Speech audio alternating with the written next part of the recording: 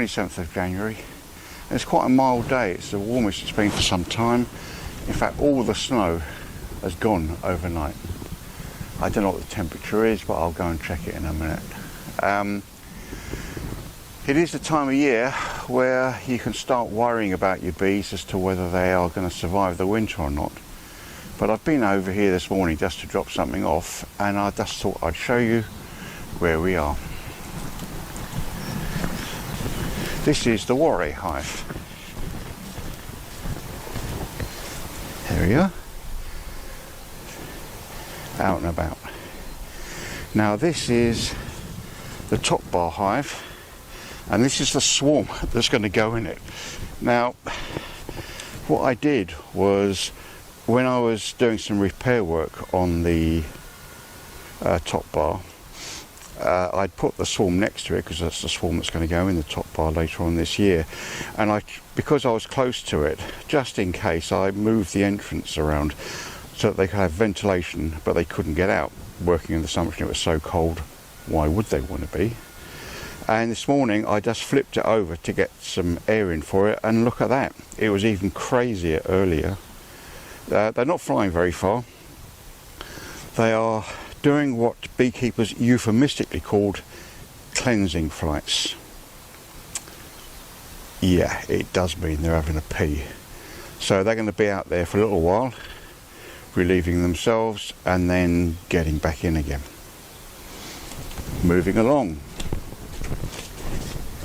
Number 3. Yep. It's actually getting a little bit cooler all of a sudden, so I won't be surprised if they go back in.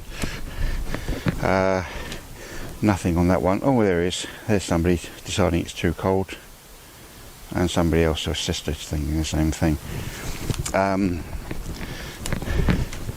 This one, oops, where are we? There were some bees. Well, there goes one. There goes two. There's one couple flying over my shoulder. There's a few of them landing and deciding they want to be back in the warm. Now, this is the legendary Mini. I shall just take the lid off, although there's no movement outside. Sorry about this. I'll do it two-handed. Or you can see the bees in there. There they are. And yeah, there you go, in you go. So that's fine. They've decided to go back in. This is the stepping back. Oops, sorry, wrong way. This is the WBC. Very little movement out the front. However, if I can do this with one hand,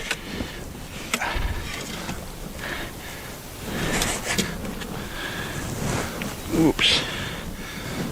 Sorry about this. There's a couple of bees there, but there they are. They can see a few of them coming out to say hello. So that's good. So she seems to be okay. I'll put that back on later. Moving on down. There's a few bees there.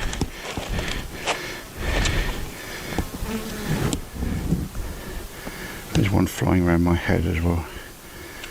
So that seems to be okay. When I came over here this morning, this one was extremely busy, as it always is.